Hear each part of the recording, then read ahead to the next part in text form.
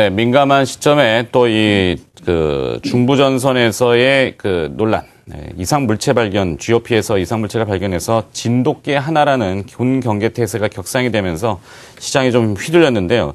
자, 이럴 때 증권사의 리서치 센터장님을 긴급하게 또 모셔가지고 시장의 중심을 잘 잡아봐야 되겠습니다. 마켓 리더의 특급 전략이고요. IM 투자증권 리서치 센터의 이종호 센터장 나와 있습니다. 안녕하십니까? 예, 안녕하세요. 제가 또 긴급하게 또 모셨습니다. 진돗개, 군대에서 듣던 용어인데, 물론 평상시에는 3단계, 그다음에 이제 조금 이상 징후가 있으면 2단계, 그다음에 조금 더 저기 하면 단계가 올라갈수록 이제 이 경계 경보가 올라가지 않습니까? 예, 그렇죠. 자, 위기 상황이 이렇게 진행될 때 IM 투자증권에서 4월 증시 자료의 부제를 위기 상황에서의 3단계 대응법 이렇게 주셨단 말이죠. 예. 자, 주식시장에서 조정이 나타날 때 상황별 초과적인 대응법을 알려주셨는데요. 각각의 단계에 따른 어떤 대응법이 효과적일까요? 이제 군 용어가 아니라 우리는 주식시장의 예, 그렇죠. 주식시장 용어입니다.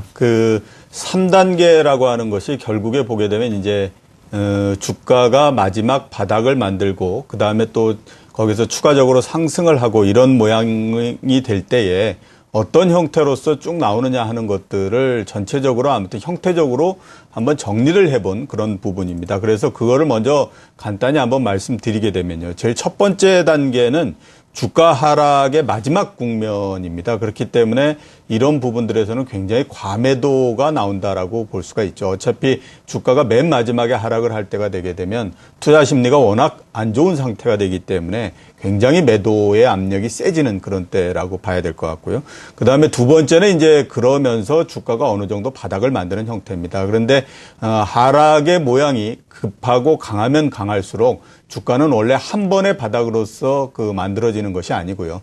두 번 내지 여러 번에 걸친 바닥을 만드는 형태가 나옵니다. 그게 두 번째 단계고요. 세 번째 단계는 이제 주가가 거기에서부터 회복되는 모습이 나오는데 대개 보게 되면 회복될 때 경기가 별로 좋지 않은 상태에서 주가가 먼저 올라가는 모습을 많이 보입니다. 그렇기 때문에 3단계가 진행되면서는 거의 대부분 이 상승이 맞느냐 틀리느냐 하는 것에 대한 논의가 계속 그리고 끊임없이 계속 진행이 될 수밖에 없는 그런 부분들입니다. 이에 따라서 여러 단계에 대응을 해야 되는 부분들이 일단 많이 차이가 날 수밖에 없는데요.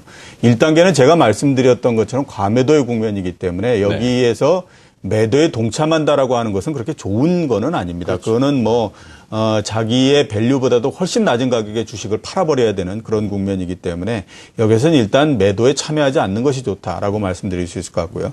두 번째는 이제 바닥을 만드는 국면이기 때문에 최소한 2번 내지 3번의 다중의 바닥을 만들 때는 매수에 어느 정도 참가하시는 것이 맞는 전략이다라고 볼 수 있습니다. 그리고 세 번째는 이제 말씀드렸던 것처럼 말씀 중에 죄송합니다. 예. 진돗개 발령이 해제됐다. 아, 그렇습니까? 네. 예. 왜 이런 이야기가 자꾸 시장의 속보로 나오는지 잘 모르겠습니다. 진돗개 발령이 오전 2시 새벽에 나왔던 이야기인데 개장 후에 나와가지고 시장을 흔들어 놓는 참 저도 일말의 책임은 있습니다만 하여튼 군 당국이 중부전선에 발령했던 진돗개 발령을 해제했습니다. 다행이네요. 네, 다행입니다. 자, 이제 주식시장 다시 돌아가서 자, 이야기 이어주십시오. 예, 그래서 세 번째 단계는 이제 펀더멘탈이 좋고 하는 부분들을 인지하지 못하는 상태이기 때문에 굉장히 많은 논란이 있을 수밖에 없는데요. 일단 주가가 바닥을 만들고 올라가는 국면이 되게 되면 주식을 계속해서 보유하시는 것이 보다 나은 전략이다라고 말씀드릴 수 있습니다. 네. 자, 이렇게 단계적으로 적용을 해보면은 주식시장 4월에는 그러면 어떻게 될 것인지 또 그림을 한번 그려봐야 되지 않겠습니까? 4월은 저희가 봤을 때 이제 제일 첫 번째 단계 내지 글로 들어가는 국면이 아닌가라는 생각이 듭니다. 그러니까 주식 시장이 어느 정도 이제 바닥을 만들기 위한 그런 모습을 보일 거다라고 보이는데요. 여기서 앞에서 말씀드렸던 것처럼 과매도라고 하는 말씀을 한번 드리지 않았습니까? 그래서 아마 4분기를 포함해서 2분기 전체 4월을 포함해서 2분기 전체를 보게 되면 올해 시장 전체에서 가장 리스크가 높아지는 국면이다라고 볼 수가 있습니다. 그렇기 때문에 4월뿐만 아니라 2분기 전체에서 잘못하면 주식시장에서 상당히 매도가 강해질 수 있는 압력이 상당히 그런 가능성을 가지고 있기 때문에 이런 부분들에는 상당히 유의하셔야 될 것 같고요. 말씀드렸던 것처럼 주가가 일정 부분 하락하게 되면 더 이상 거기에서 매도에 참가하거나 이런 그 전략은 취하시지 않는 것이 좋다라는 생각을 가지고 있습니다. 그래서 일단 아무튼 4월 달은 좀 상당히 주의해서 주식시장에 접근하셔야 되는 게 아닌가라는 생각을 갖고 있습니다. 네. 자, 이 4월, 우리 전통적으로는 숫자 4를 별로 좋아하지 않는. 예, 그렇죠. 왜 그런지는 모르겠습니다만 그냥 고정관념이겠죠. 예. 근데 4월의 시장, 그러면 조금, 물론 여러 가지 외부 변수들 노출돼 있긴 했습니다만 오늘처럼 이런 또 뭐랄까요, 돌발적인 해프닝? 이런 것이 나오면은 시장이 이제 출렁거릴 수 있는데, 4월에 출렁거릴 때 이제 1단계에 아까 조금 뭔가 안 좋아서 막 우두루우수 떨어지는 이런 데에 동참을 하지 말자. 이렇게 또 판단을 되겠군요. 그러면 추가 조정을 좀 받을 수 있다라고 이제 판단하신 근거로 글로벌 경기 회복의 기조에 마찰적 요인이 나타날 수 있다. 이런 점을 꼽으셨거든요.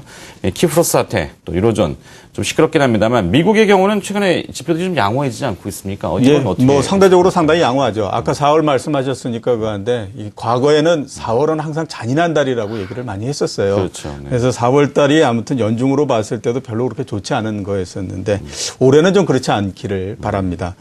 미국 경제를 보게 되면 상대적으로 상당히 좀 양호한 모습을 많이 보이고 있습니다. 최근에 보면 소비도 어느 정도 증가하는 형태를 보이고 있고요. 특히 이제 부동산 가격이나 이런 부분들이 상당히 괜찮아지는 형태이기 때문에 구조적으로 보면 좀 탄탄한 그런 모양을 보이고 있다라고 말씀을 드릴 수 있을 것 같습니다. 그런데 문제는 주가 자체도 굉장히 높아져 있는 상태이기 때문에 아마 2분기 전체적으로 봤을 때에 그 미국 주식시장과 경제를 둘러싸고는 과연 지금의 주가 수준이 경제에 적정한가 아닌가 하는 것에 대한 끊임없는 논란이 계속 진행이 될 가능성이 높다라고 보입니다. 그래서 어떻게 보게 되면 이런 부분들은 그 투자 심리를 상당히 취약하게 만드는 그런 그 국면이 될 수 있기 때문에 주가의 변동성이 굉장히 크게 진행이 될 가능성이 높다라고 볼 수가 있고요. 다른 부분들을 보게 되면 이제 유럽 부분이 최근에 아무튼 키프로스 사태 해가지고 많이 그 얘기가 됐었는데 그런 이벤트 부분이 어떤 문제가 발생하거나 이럴 가능성은 현재로서는 없다라고 볼 수가 있습니다.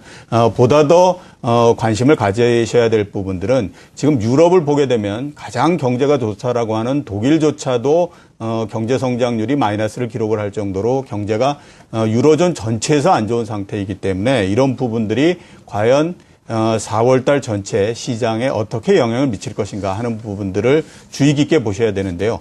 일단 이런 부분들과 주가를 전체적으로 감안을 하게 되면 4월 주식시장은 아주 활기찬 모습을 보이기에는 아직까지는 좀 힘이 딸리지 않느냐라는 생각을 가지고 있습니다.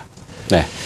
자, 중국 이야기 또 해봐야 되겠죠. 중국은 최근에 그 부동산 가격이 다시 상승하고 있어서 당국에서는 규제를 강하게 하겠다고 구두를 얘기했는데 예. 실제 행동은 별로 안 하는 것 같아요. 예, 속내를 그렇죠. 정확히 모르겠는데 예. 중국 양회 이후에 이 경기 부양을 위한 적극적인 행보를 좀 기대해봐도 되는 것인지 어떻게 봐야 될까요? 작년도에 올해 주식시장을 얘기할 때 가장 많이들 기대했던 것이 이제 미국과 중국이었죠. 두 지역이 경제가 좋아질 거다라고 얘기들 많이 했었는데 미국은 어느 정도 그 기대에 부합하는 모양을 보이고 있지만 중국은 그 기대에서 굉장히 떨어지는 그런 모습을 보이고 있습니다. 올해의 성장 전망이 작년과 동일하게 7.5%를 목표로 하고 있습니다.